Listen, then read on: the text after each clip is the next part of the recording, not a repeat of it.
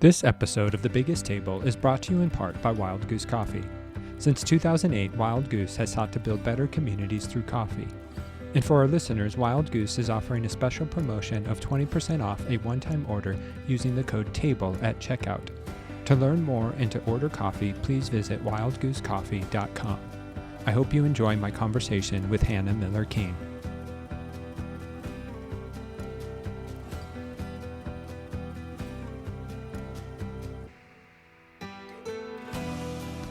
Hello, and welcome to another episode of The Biggest Table. I am your host, Andrew Camp, and in this podcast, we explore the table, food, eating, and hospitality as an arena for experiencing God's love and our love for one another. And today, I'm joined by Hannah Miller Keene. Hannah is a priest and writer in the Anglican tradition. She has been a campus minister among conservatory musicians, an apartment minister in urban high-rise, and a parish pastor in large and small churches. She currently serves as the Associate Rector at the Vine Anglican Church in Western North Carolina. She is a contributing writer for Christianity Today and Holy Post Media, and is the author of Feasting on Hope, How God Sets a Table in the Wilderness. Hannah holds a Bachelor of Arts in Music from Westminster Choir College and a Master of Arts in Religion from Redeemer Seminary. She is currently being schooled in the minutiae of Star Wars and other galactic battles between good and evil by her 3 kids. So thanks for joining me today, Hannah. Really enjoyed your book and excited. Always love conversations that revolve around the Eucharist. Oh, me too. Thanks for inviting me. Yeah. And I appreciate you reaching out because I had heard your book, and when you reached out and just really explained more of it, I was like, no, this feels like a great fit. And I always want to help enlarge in people's imaginations for what the Lord's table, the Eucharist, communion, whatever words we want to use for it, can really form us into the people God would have us. So, Yeah. Well, likewise, when I saw a podcast called The Biggest Table, I was like, I have to know more. So, yeah. yeah. So here we are, and you write in early on in your book that we need a bigger frame for our grief. And so your book really does unpack the Lord's table in the midst of the grief you've experienced and how that coming to this table has, reframed your imagination. And so what do you mean by we need a bigger frame for our grief? Well, I grew up in an evangelical tradition that really emphasized God's ability to answer prayers and to perform miracles. And I still believe both of those things. But my father died of cancer when I was a young teenager, despite our fervent prayers. And so I really needed just a more expansive theological framework than just pray really hard and hope for the best, because sometimes we don't get the answers to our prayers that we're expecting. And I would say kind of into my teen years, I felt a little bit isolated from the community of faith because my story hadn't gone according to the sort of Christian formula.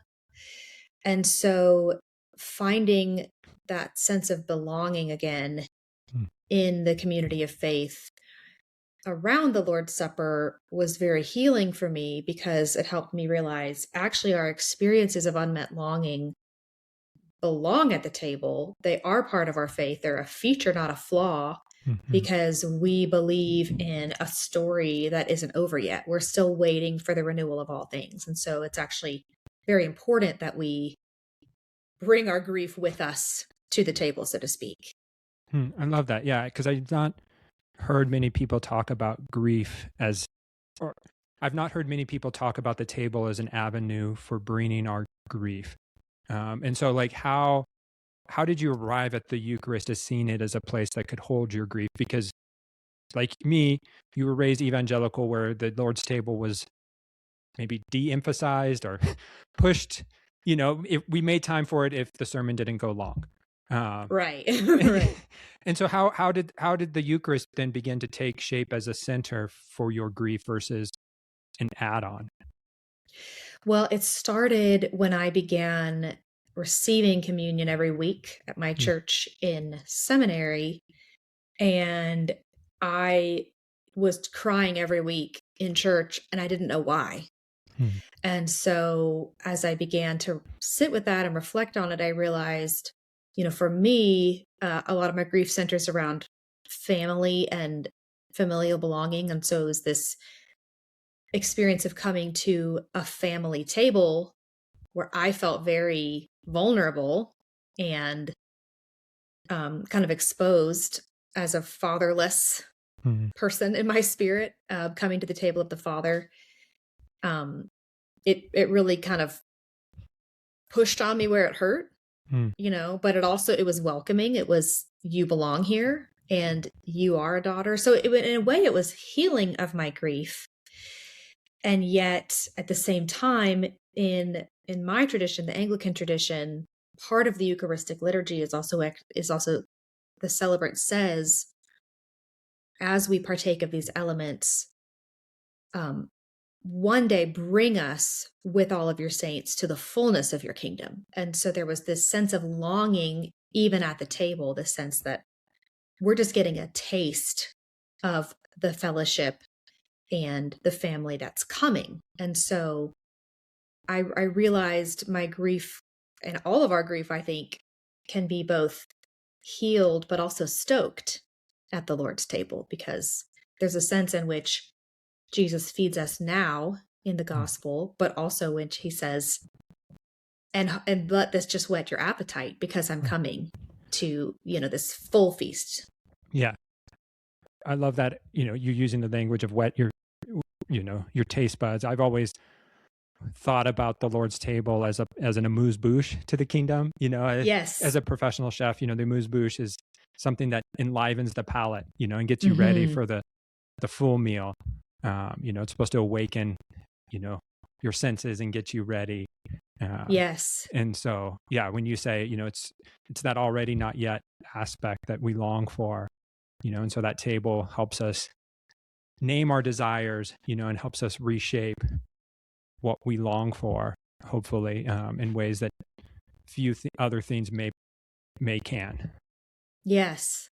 Yeah, I love that. And C.S. Lewis in The Weight of Glory talks about, I think he says like the scent of a flower we've not yet seen, or Mm. the tune of a song we've not yet heard. And there's this sense of longing for a far off country. And I think the Lord's Supper can be kind of a taste of the food from that far off country.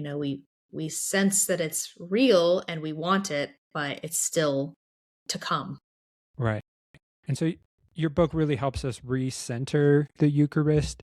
Um, and yet many of us are in traditions that don't have, if we're not in an Anglican, Episcopal, Catholic, Eastern Orthodox tradition, we may not have the Eucharist as a central element of our worship. And so what do many of us miss by not having the Lord's Supper as sort of the center or the climax of our weekly gathering?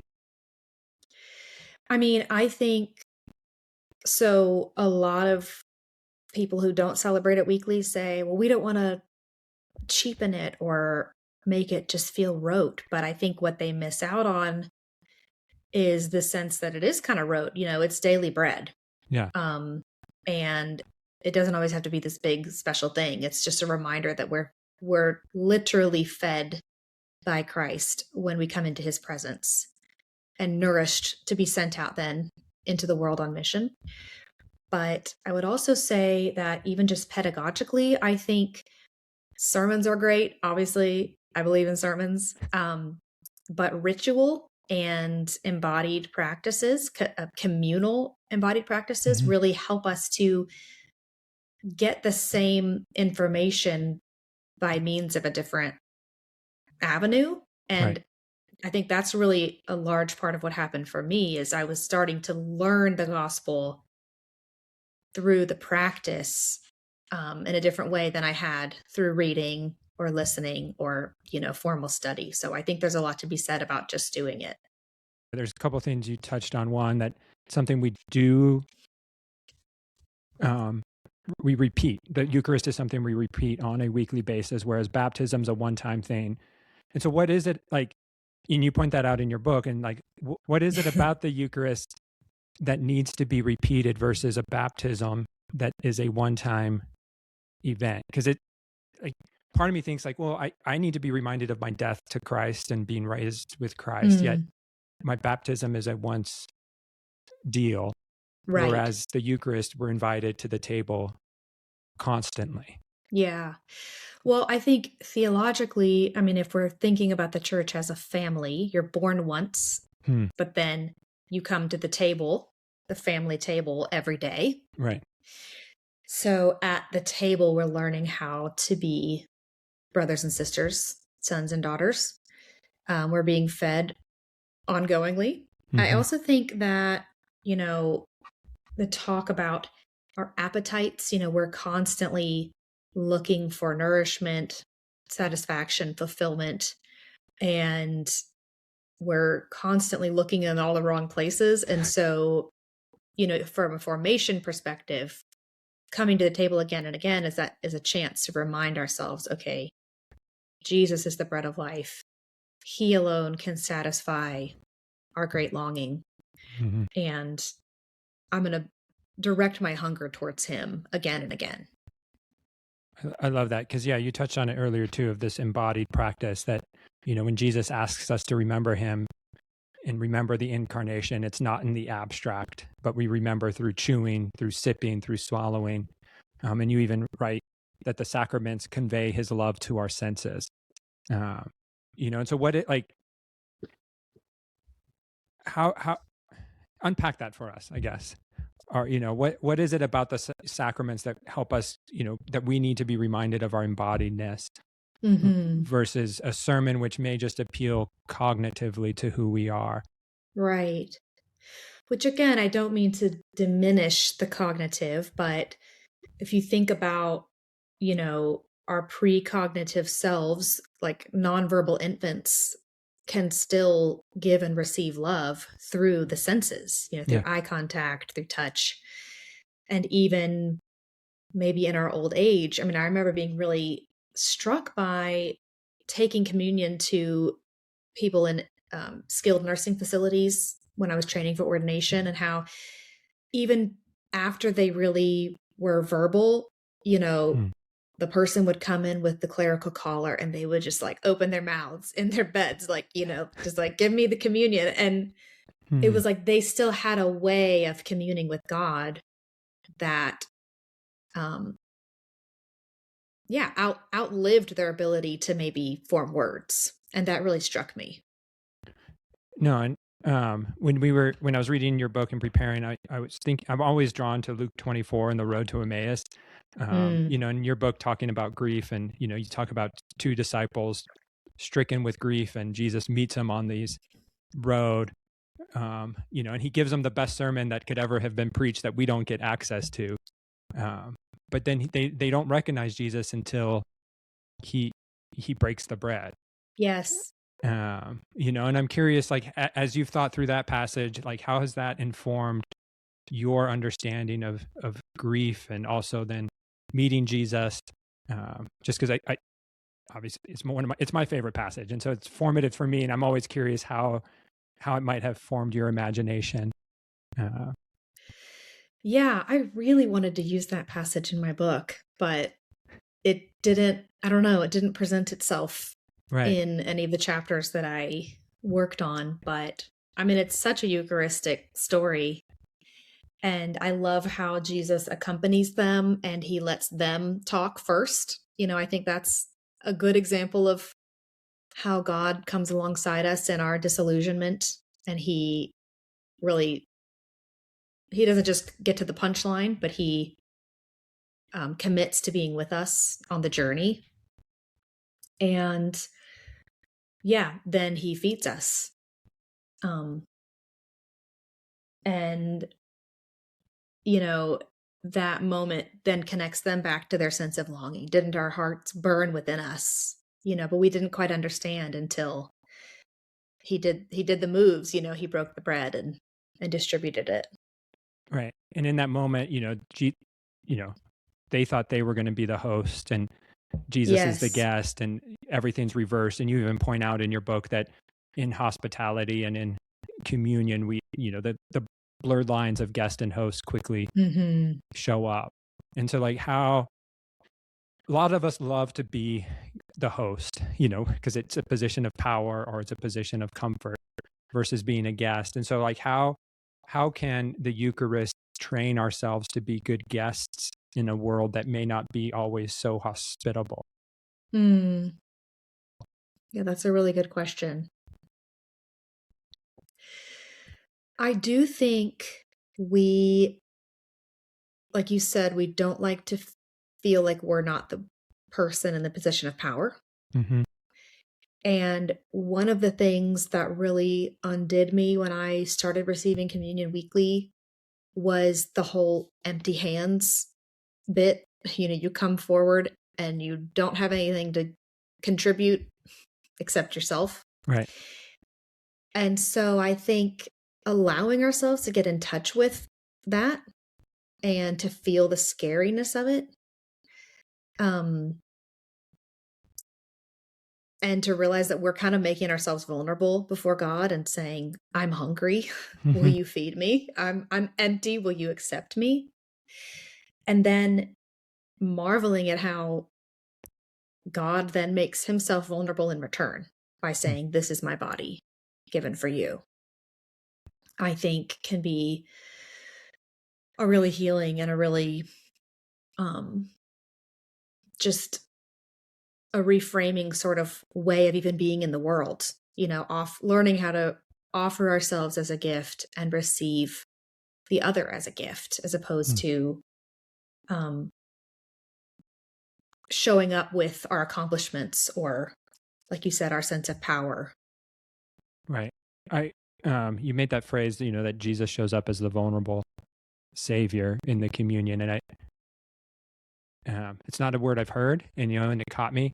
But I think it's so true. Is obviously Jesus hanging on the cross is a very vulnerable act, but him to show up vulnerable to us, to feed us, to meet us in these longings, certainly has the power to reshape our posture to the world.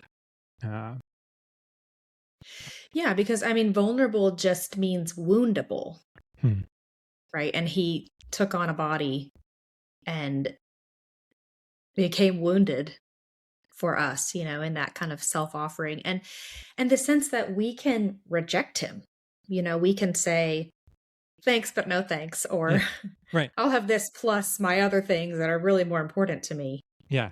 And yet he continues to offer himself and to be generous. Hmm. I think is really convicting. Yeah. And so as we take communion, we're shaped by it. Our griefs are presented to Jesus, our desires. And so then how does that shape, not only ourselves, but how does that shape us into community? Because I think there is, Paul's warnings to the Corinthians were all about, hey, who you are as a community as you celebrate this. And so often it's a me and Jesus moment, but Mm. where might the community come into play as we think about this table in a wilderness? Yeah. So Peter Lightheart says, and I quote him in the book, we're often really interested in the zoom lens on communion. What's happening to the bread and the wine? Who gets to do it? Yeah. Who gets to receive it? And those things are important, but we shouldn't also neglect the wide angle lens of communion, the sociological aspect of the fact that at this meal, God is making a family and he's reordering society. And, we see that really maybe more obviously in the early church when we think about slaves and free men and Jews and Gentiles and rich and poor learning how to eat together and have this kind of equitable community in the ancient world, which was so revolutionary. Mm-hmm. So what would it look like today for Republicans and Democrats to, think of each other as brothers and sisters? I mean, that's can be a hard pill to swallow depending on which Republicans or Democrats right? Yeah. But to think, well, they're in some sense my equal Mm-hmm. and my brother and my sister.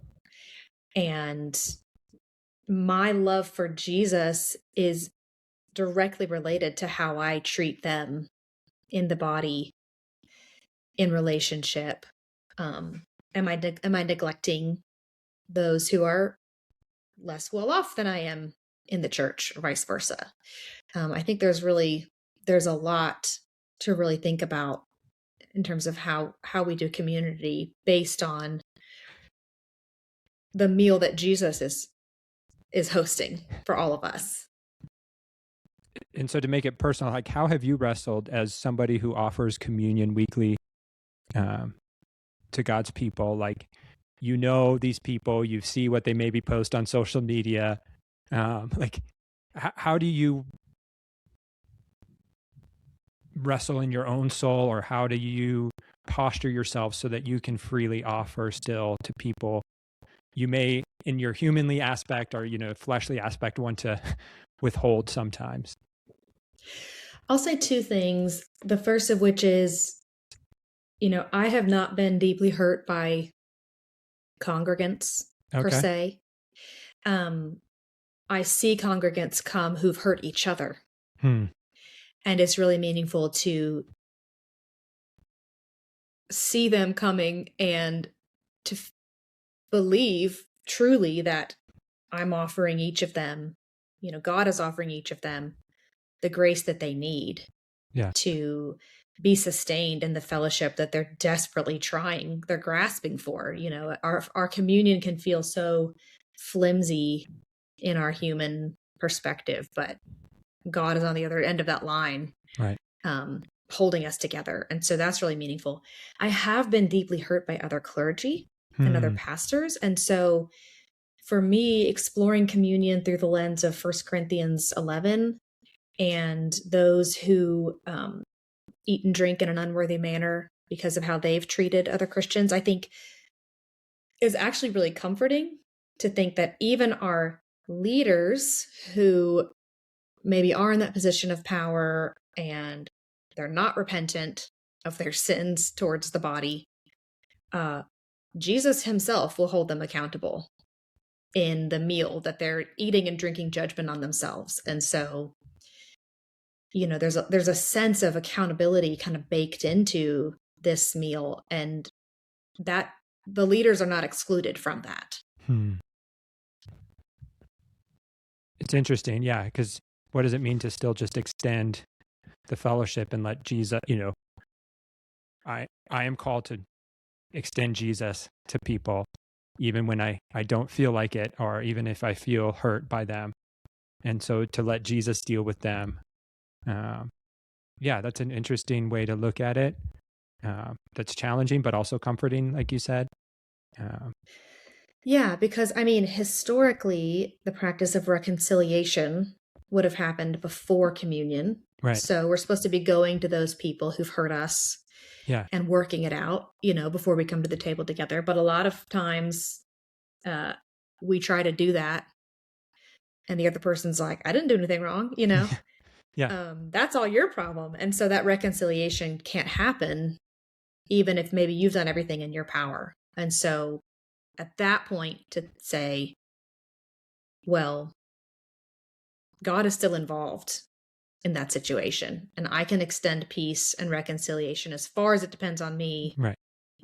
And yet there's a sense in which, you know, those who are unrepentant eat and drink judgment on themselves. I don't know exactly what that means. Yeah. Right. Likewise. Yes. And it's sobering. It's humbling, you know, to think that could be me. And so that leads me to repentance, you know? Yeah. Because it's not, you know, I remember being in youth group and, you know, hearing, well, you know, before you take communion, make sure you're right with God. And it always felt like I had to clean up before coming to the table. Like, you know, you think of the 50s dinner scenes of, you know, like, it's, you know, like everybody's dressed in their best. And so I got to come to, you know, Sunday table at church with my best clothes on. I can't come poor and wretched as I am.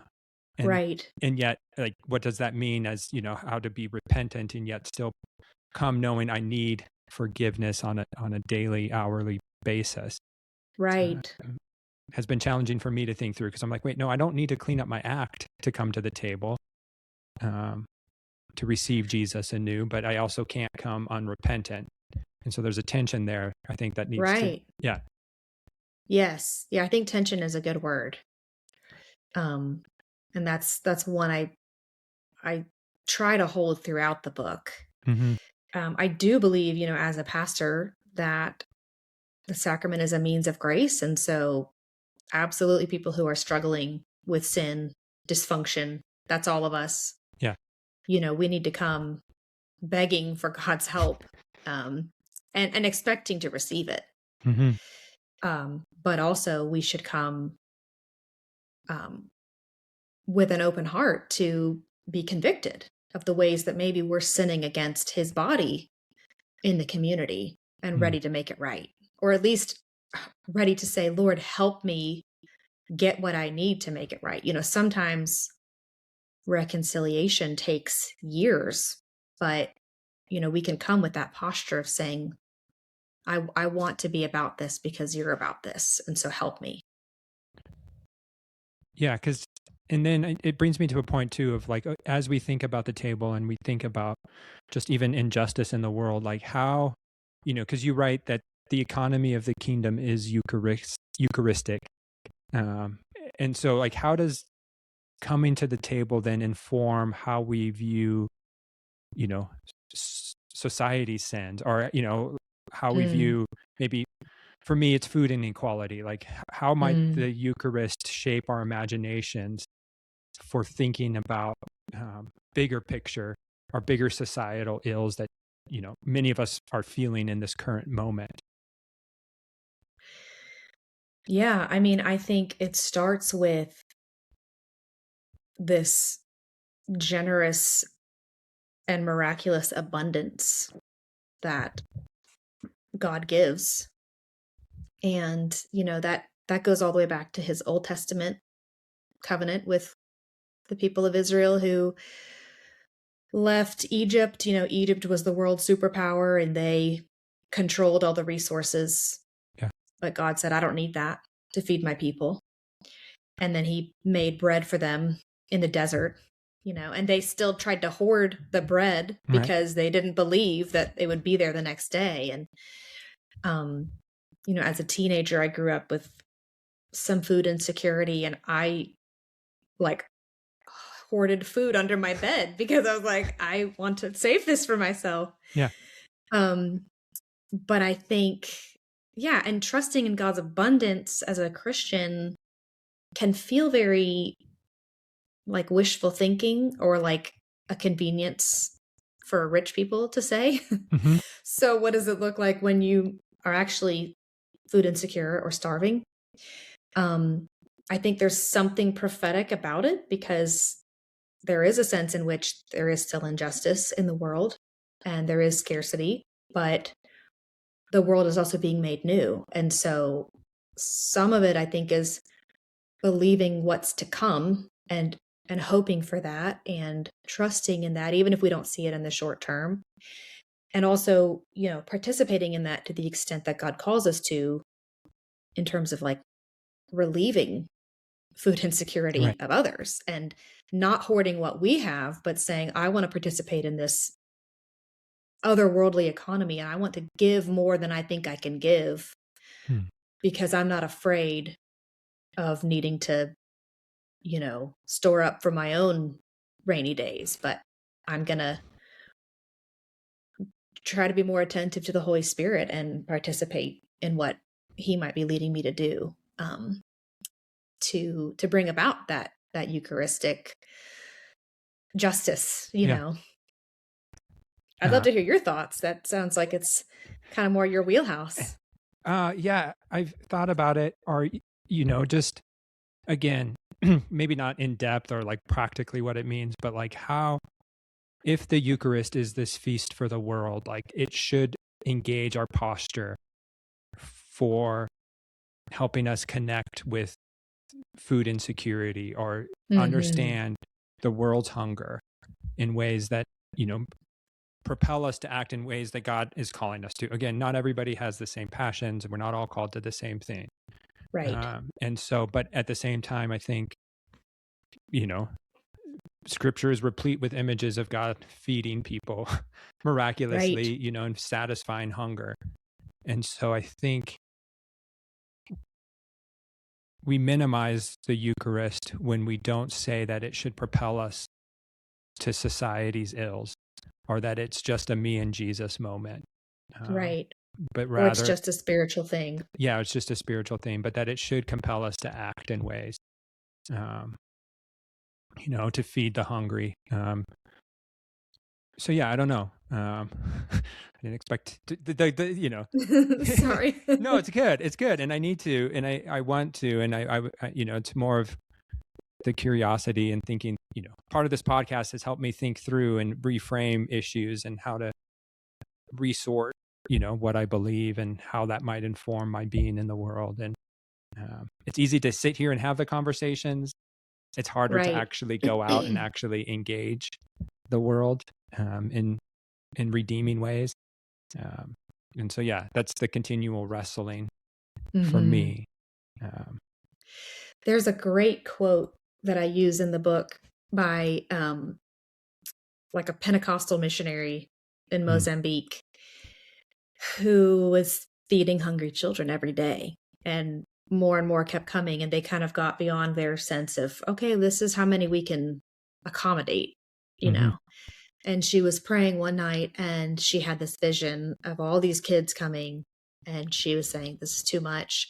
And Jesus shows up and he says, you give them something to eat. And he breaks off a piece of his side, it becomes bread. And then he says, give them something to drink. And he pours a cup of blood from his side. And then he says, because I died, there will always be enough.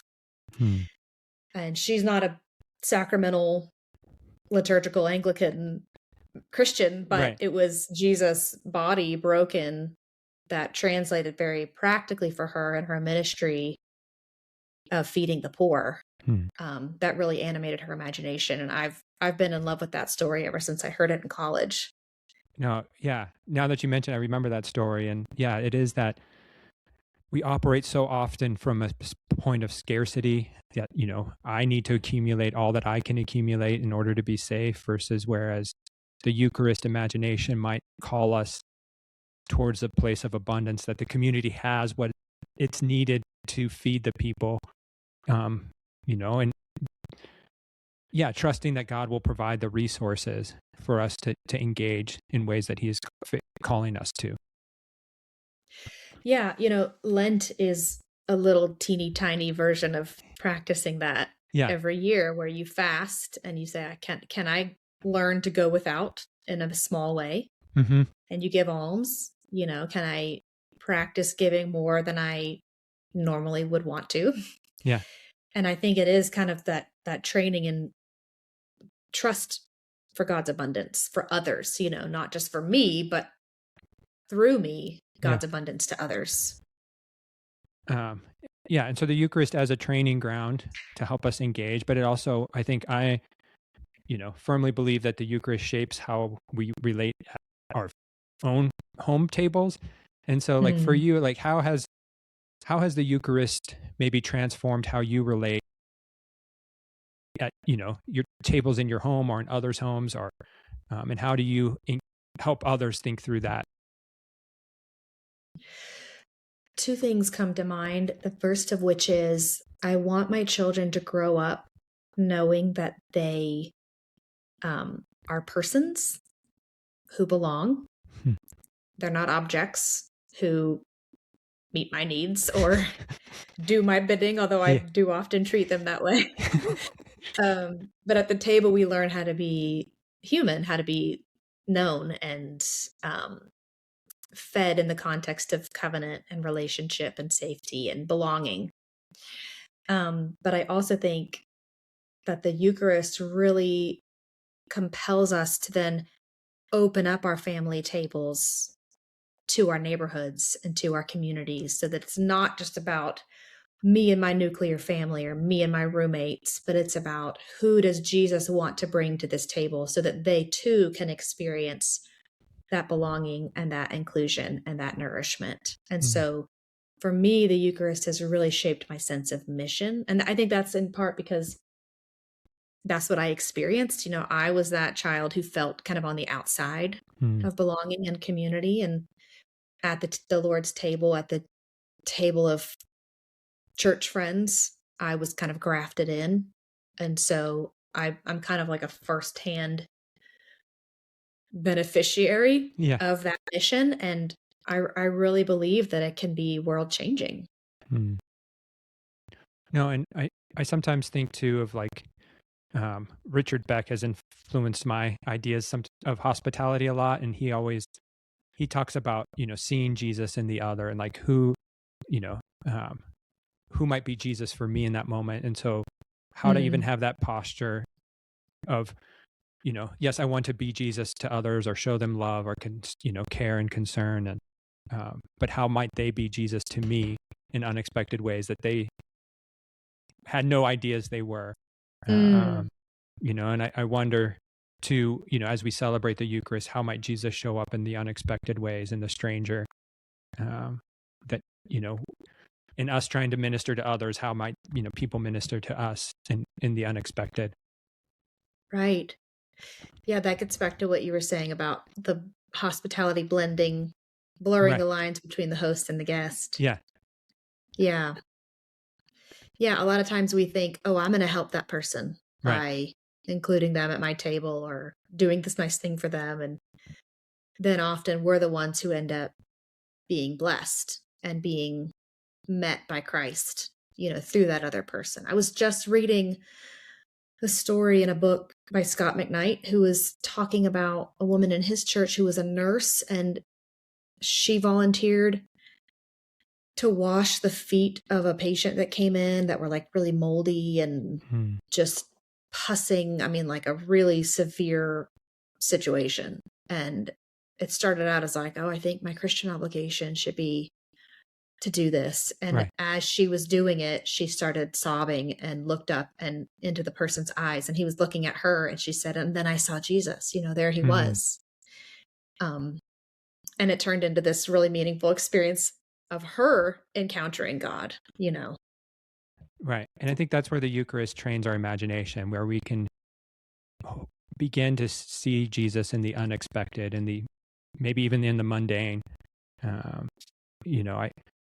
I subscribe to Diana Butler Bass's newsletter, and she wrote she coined this phrase "normalcy as resistance," where that maybe in our normalcy we actually may resist the evil forces around us. That maybe in our everyday eating and our extending fellowship, we might be forming communities of resistance more than we imagine, than going out and protesting. I like that. Yeah, it really resonated with me just because of the fact of mundane eating and just this idea that, okay, what is my task? And I may not be able to, lead a protest, but I can still,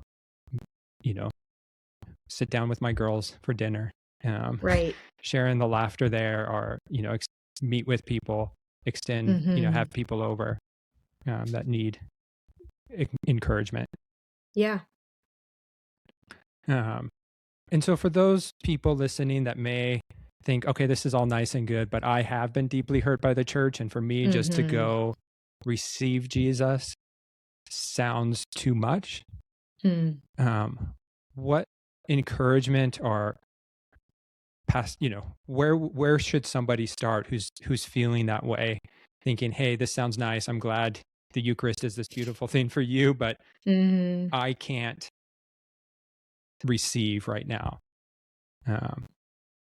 Where might people start? I think I would want them to start just with God's grief over that. I remember reading one of the many reports about the Catholic, sex abuse crisis, and not to pick on any denomination, because we all have them. Yep. But just being so grieved to think that for someone, the cross of Christ could be their trigger to their abuse was just really devastating. And I think that's only a small glimpse of how God feels about that, how his name has been misused. And and wield it as a weapon against his children. So I think I would want to start just with permission to grieve, and to know that God grieves and is angry on your behalf. Yeah. Also, I think I would say patience, because God is with us. He's committed to us over the long haul of our stories, and a lot of things in our stories do not resolve quickly. I do think, some wounding happens in relationship and therefore can only be healed in relationship. And so at some point there is that challenge to take the risk. Yeah. Again.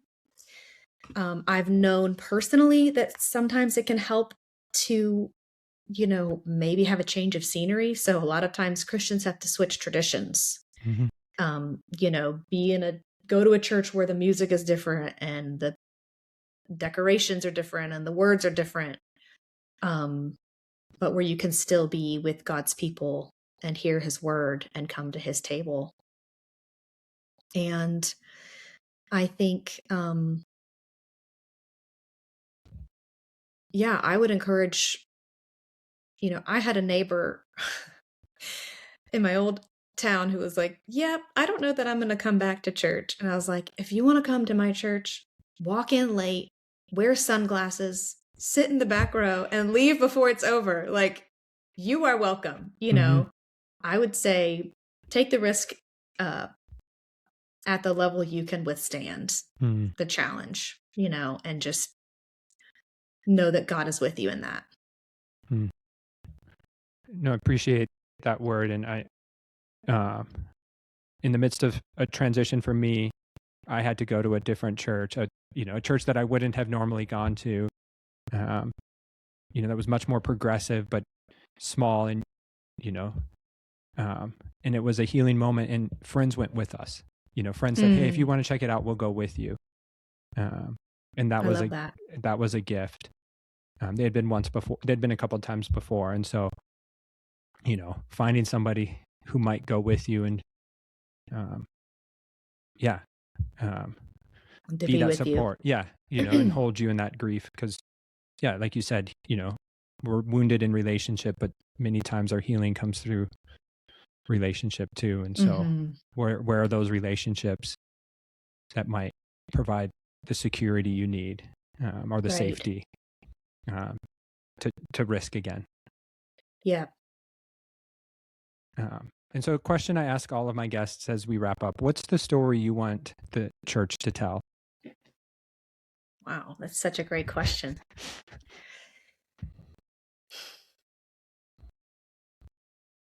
I think I want the church to tell a story of hope, in the sense that not come to Jesus and all your problems are going to be resolved, but come to Jesus and he holds and sustains us until the day that he makes all things new. And also that he is trustworthy to hold us while we are broken and while we are still on the way, that we can come to him as we are, and that we can trust that a bruised reed he will not break, and a faintly burning wick he will not quench.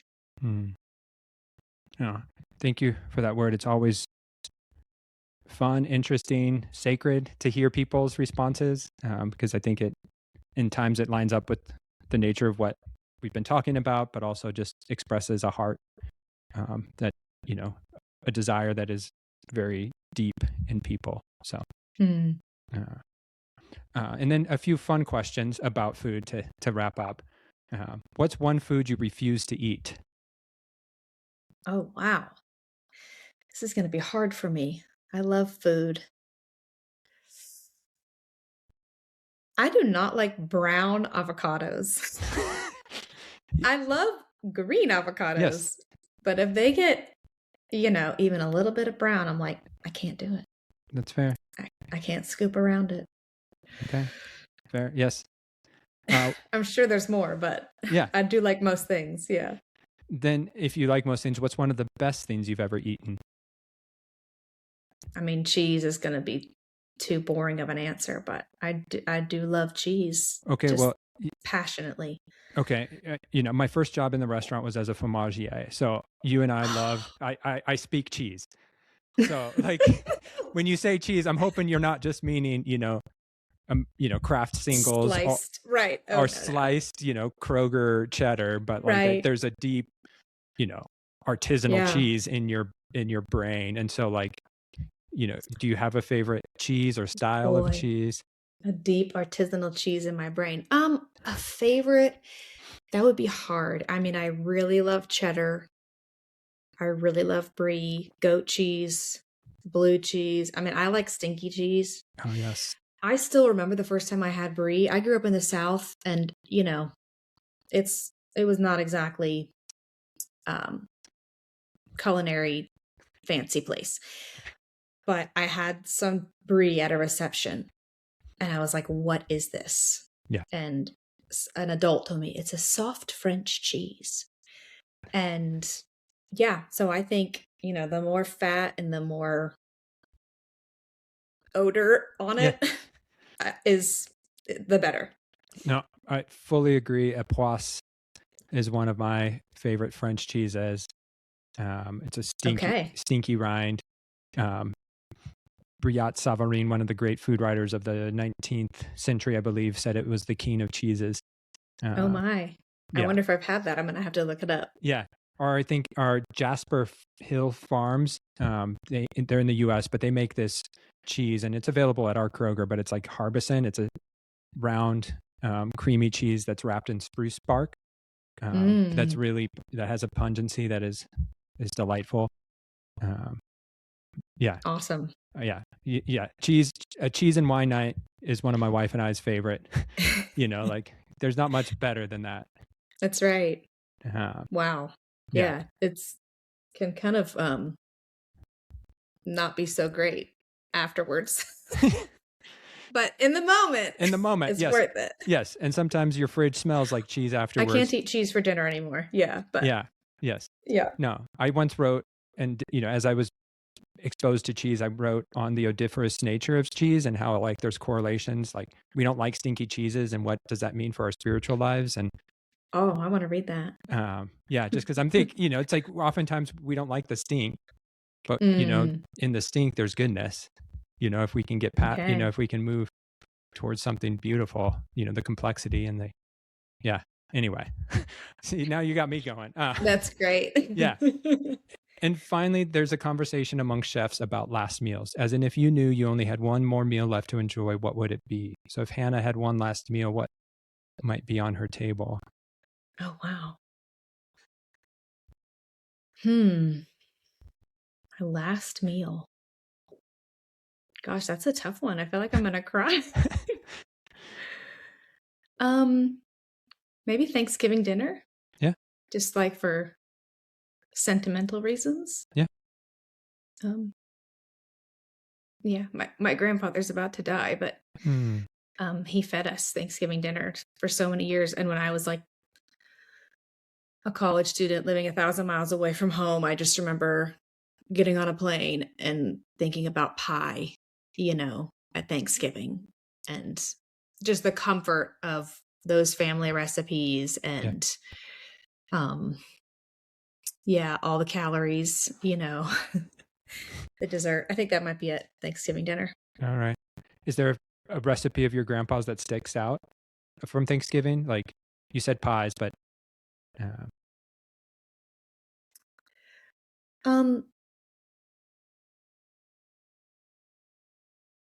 they have a corn casserole.